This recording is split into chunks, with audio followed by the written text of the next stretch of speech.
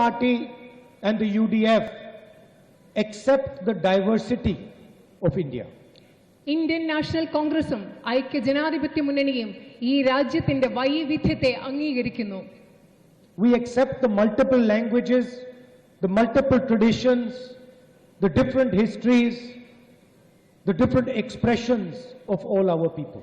ഈ രാജ്യത്തെ വിവിധ ഭാഷകൾ, വിവിധ സംസ്കാരങ്ങൾ, വിവിധ പാരമ്പര്യങ്ങൾ, വിവിധ ചരിത്രങ്ങൾ ഇതെല്ലാം ഇന്ത്യൻ നാഷണൽ കോൺഗ്രസ് ഉൾക്കൊള്ളുന്നു. The BJP wants to impose one history, one nation, one language on the people of India.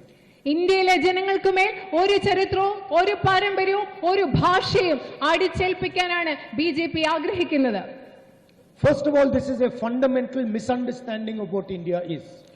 ആദ്യം നമ്മൾ പറയുകയാണെങ്കിൽ ഇത് ഇന്ത്യ എന്ന രാജ്യത്തെക്കുറിച്ചുള്ള അടിസ്ഥാനപരമായ ഒരു തെറ്റിദ്ധാരണയാണ്. How can you come to the people of Kerala or the people of Tamil Nadu or the people of Bengal and say there is going to be one language?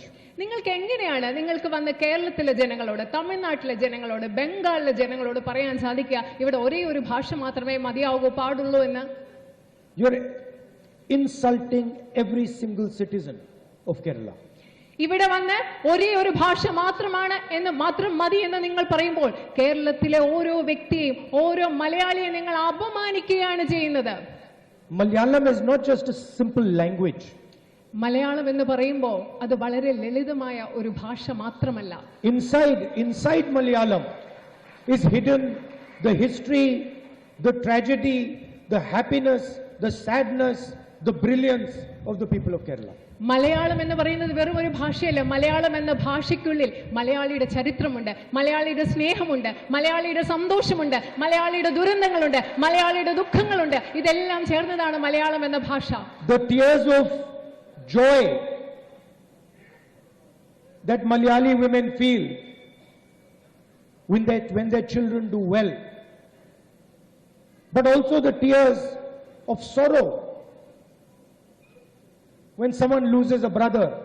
These are all transmitted in Malayalam. മലയാളികളെ സംബന്ധിച്ചിടത്തോളം നമുക്ക് സന്തോഷമുണ്ടാകുമ്പോഴുണ്ടാകുന്ന നമ്മുടെ സന്തോഷ കണ്ണുനീരുകൾ, നമ്മുടെ കുട്ടികളുമായും ഒക്കെ ബന്ധപ്പെട്ട് സന്തോഷമുണ്ടാകുമ്പോൾ, അതുപോലെ നമ്മുടെ സഹോദരങ്ങൾക്കിടയിലുള്ള കാര്യങ്ങൾ നടക്കുമ്പോൾ നമ്മുടെ മനസ്സിലുണ്ടാകുന്ന ദുഃഖത്തിന്റെ കണ്ണുനീരുകൾ, ഇതെല്ലാം നമ്മൾ പരസ്പരം കൈമാറ്റം ചെയ്യുന്നത് നമ്മുടെ മലയാളം എന്ന ഭാഷയിലൂടെയാണ്.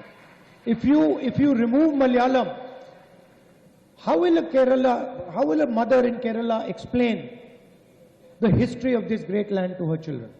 നിങ്ങൾ മലയാളം സംസാരിക്കേണ്ട എന്ന് പറഞ്ഞാൽ കേരളത്തിലെ ഒരു അമ്മ എങ്ങനെയാണ് ഈ കേരളത്തിന്റെ ചരിത്രം കുട്ടികളോട് വിശദീകരിച്ചു കൊടുക്കുക?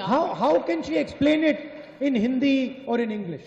എങ്ങനെയാണ് കേരളത്തിലെ ഒരു അമ്മയ്ക്ക് ഹിന്ദിയിലോ ഇംഗ്ലീഷിലോ ഈ കാര്യങ്ങളൊക്കെ വിശദീകരിച്ചു കൊടുക്കാൻ പറ്റുക? So this is what we are protecting. ഇതിനെയാണ്